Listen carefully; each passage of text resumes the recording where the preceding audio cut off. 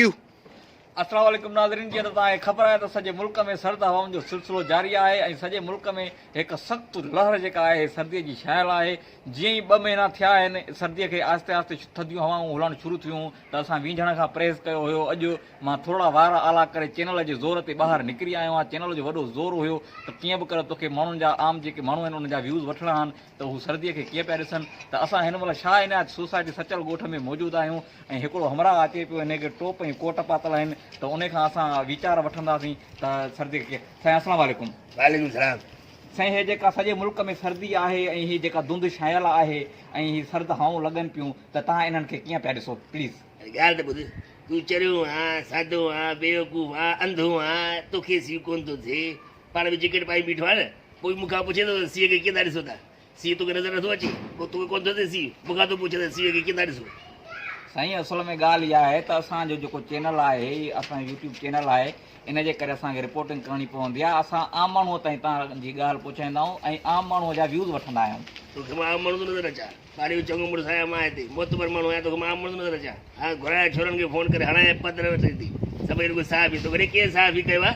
हा, सीउ कीअं आहे, सीउ कीअं आहे, सीउ जे बारे में छा चवंदो? हा, इहा बि तव्हांखे ख़बर ई आहे जेका ॿुधायो माण्हुनि खे चिर था ठाहियूं रूबरू, दिमाग़ ख़राबु थी छा थी? तोखे साफ़ ई कयो, लेसन थी तोखे साफ़ इहो? हा, SLF जो कार्ड हणी करे घुमंदो त मां सुञाणा ई कोन। SLF जो कार्ड आहे, यूट्यूब चैनल था खोलियो, सभई वेब चैनल था खोलियो, जेके ॾिसो माइक हथ में खणी बीठो आहे, मोबाइल हथ में खणी बीठो आहे, चैनल आहे मुंहिंजो चैनल आहे। हेॾे हिकु सीउ मारे छॾियो आहे, गैस मारे छॾियो आहे, गैस लॻल कोन्हे असांजे शहीदी छा आहे विलेज में, गैस हणी कोन था ॾियनि, स्विगी सारा पाइप विझी हलाए विया आहिनि, मीटर केरु हणी ॾींदो? मीटर हणी कोन था ॾियनि, मथां तूं माइक खणी बीठो आहे हिते, असांजो आवाज़ु पहुचाए न मथे ताईं, स्विगी सां ताईं पहुचाए न, चवनि हणी ॾियनि मीटर असांखे। नाज़रीन, हिकिड़े नए इशू जनम वरितो आहे त छा आहे न विलेज में जेको आहे सो पाइप लॻल आहिनि, पाइपनि में गैस न आहे, त हिन सर्दीअ जो जेको ही इशू आहे इनखे ख़तमु करे पहिरियों गैस जी जेका सूरत हाल आहे उनखे बहाल कयो वञे। त सही छो तूं चरियो आहे बेवकूफ़ आहे, दिमाग़ ख़राबु अंधो आहे सभु आहे, ॾिसंदो मीटर कोन लॻल हिते असां वटि घरनि में, सिलेंडर था हलाइनि, सिलेंडर में रोज़ धमाका था थियनि, रोज़ धमाका था थियनि, नुक़सान था थियनि, मथां तूं वरी बीठो आहे सर्दी जी लहर कीअं, सर्दी कीअं लहे? बाबा 4 मौसमूं ॾिनल असांखे इलाही तोहफ़ो आहे, पाकिस्तान में 4 मौसमूं आहिनि, ज़ाहिर आहे ऊन्हारे में गर्मी हूंदी, सियारे में सर्दी हूंदी न, इहा बि का नई ॻाल्हि आहे जेका तूं ॿुधाए थो अवाम खे, नई ॻाल्हि ॿुधाए न माण्हू खे, ख़बर पए मथे ख़बर त पए असां मीटर छो न आहिनि लॻल।